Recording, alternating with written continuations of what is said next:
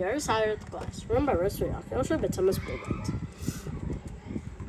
The two close down Sarah's spine as she steps into the darkness behind the door of the house in the woods. She blinks, her eyes adjusting to the lack of light, and for a moment she glimpses something very strange in the solitude. The world turning it in on itself. Her fragments of it in stonefall, endlessly among plates, candlesticks, and various other objects. As quickly as it appeared, the vision recedes, and she stands with Jay on the stair with ducks quacking behind her. In a dimly lit room, she immediately recognizes she has been there before. How did we get back to Porter's Mill? She asked, no one in particular. The room was cleaner and more welcoming than the one in the hall, but it's the same room, she has no doubt. She steps hard inside, and the door slowly groans closed as Jay proceeds to inspect the surroundings. The same curved staircase disappears up into the second floor. No toys litter the floors, but a few chests and shelves neatly line the walls. For plates, flasks, and other knickknacks perfectly arranged. It seems more like a showroom than a house where someone lives. Jay, don't touch anything, Sarah snaps as Jay reaches for a small cowboy figurine out of shop. Startled, he bumps the statue and shatters on the floor. Oh, he can do no harm here. Woman's voice says from the top of the stairs. The woman is stunning, with a gentle smile, sparkling eyes, and thick brown hair pulled into a careless bun. She wears a simple, old-fashioned dress of dark red. Sarah, it's so lovely to see you, she continues as she descends the staircase. Thomas passes down behind her and leaps into her arms, purring loudly as the sail flicks back and forth. It's nice to meet you too, Sarah replies, filled with conflicting emotions. Something about this woman unnerves her, but at the same time, the strange lady radiates wonderful maternal energy that makes Sarah want to hug her. Jay seems to feel no conflict as he embraces the woman heartily. It's lovely to see you too, Jay, the woman says, patting his head. And inside her brother, cowboy, it says, the woman smiles and winks at him. With a flick of her manicured finger, the figurine reassembles itself on the shelf. What's your name? Jake asked in wonder. Oh, how rude of me. I'm Queen Tatiana, but my friends call me Tati. Your mother has told me so much about you, Sarah. You knew my mom? Sarah squeezed at least for a correction, child. I know your mother. She is here in the palace with me. Tati flashes one of the kindest smiles Sarah has ever seen. Can I see her? Where is she? Of course, my dear. Follow me. Queen Tatiana motions up the stairs and studies her accent. Sarah's emotions surge and she can hardly contain her impatience. This outtake is not about him. But Jay, when he reaches the upper land, he freezes. As Sarah approaches, she understands why. While the lower level looks like Porter's Mill, the upper level resembles a castle out of a fairy tale. Intricate stained glass windows stretch into the sky, flanked on either side by stone pillars, covered with slender vines that erupt with clusters of enormous fragrant blossoms like wedding bouquets. Oh, to my humble abode, the queen says, gesturing around her. Sarah gapes up to the ceiling and wonders how they could have ever overlooked such a structure from the outside. As she watches, she seems as if the glass and stone near the top are shaking slightly, as though they're barely holding together. She blinks, and everything seems solid again. The passage they step into appears at no end and no doors, but that doesn't faze the queen as she begins to saunter away, her shoes clanging on the reflected tiles. Jake and Sarah follow, marveling at his surroundings. After a while, the queen halts and Thomas leaves the room. Here we are, she says.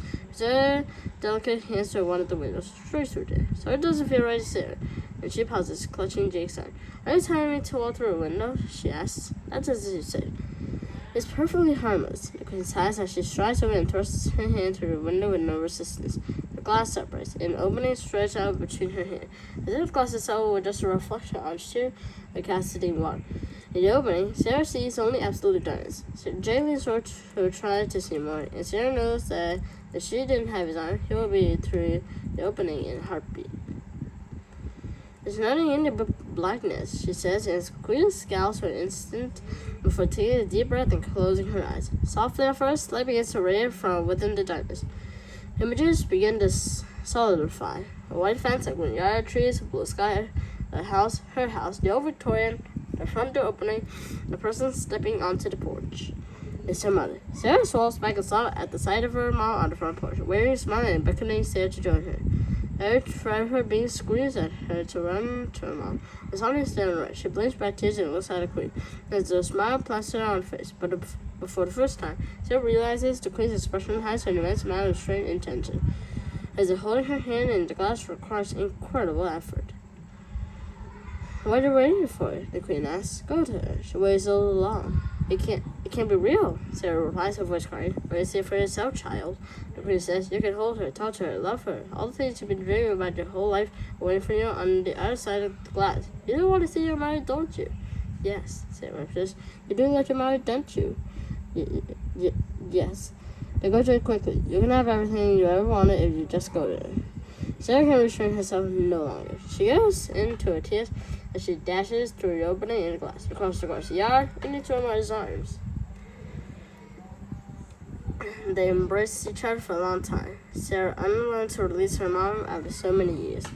When finally they pull away, her mom takes her inside and gives her lemonade and cookies as they sit on the couch. Sarah recounts her life story from as far back as she can remember. She tells about her childhood, her school, her friend's dad, and Sarah, her girlfriend, her dad, and the cat that ate it. The school play where she forgot her lines, her favorite food, roast beef, and how she can't get enough. The choir concert when she got sick. Behind the rises, it kept singing. And then she, Queen and Jake, were first lost in Holland.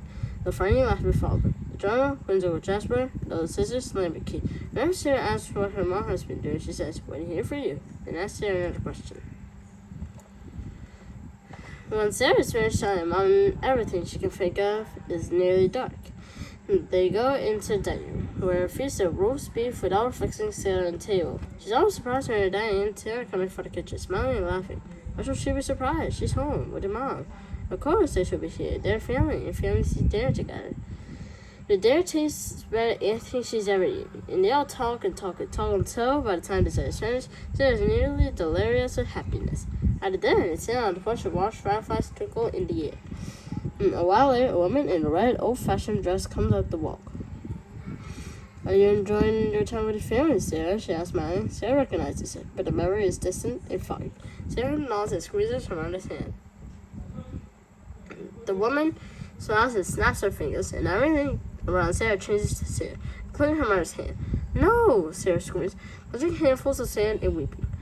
The memory of everything that has happened comes crashing down to Sarah. "You bring her back now." "I'm sorry, I noticed this, but you had to make a choice." The queen knows now, an expression of honest concern and pity on her face. "I can bring her back, along with your family and your friends, everything you ever wanted and dreamed of. I can make your pain go away, all your loneliness. It will be like it never happened. All you have to do is stay. You'll stay, and then you help me. Will you stay and help me?" The turmoil in Sarah's hand reaches a breaking point. Something is very wrong here. The queen is dangerous, but her mother has been living here for years unharmed. She says she can make the terrible things go away. But what kind of help does the queen want for her? Doesn't matter. Is there anything she won't do for her mom? All she has to do is say yes. The queen smiles, but this time it's triumphant. She takes a deep breath, waves her hand, and the water returns to the way it was. Sarah's hand firmly grasps her, and they all watch as the woman in red dress walks away. "Who's that?" Sarah asks. "Just a nice new neighbor," her mom says. "It's time for bed, honey." As Sarah gets ready for bed, she can shake the feeling that she is forgetting something. "There's someone else who's supposed to be here, right?" she asks as her mom tosses her in. "He was with me, wasn't he? A boy with yellow hair, dressed like a cowboy. Where did he go?" "I don't know who you're talking about, my love," her mom says. "Perhaps you're thinking of your favorite bedtime. Am I?" "Yes, the one about the girl and the cowboy who go through a magical door, chasing by friendly creatures who are finding a palace and living happily ever after." "Oh yeah," Sarah says.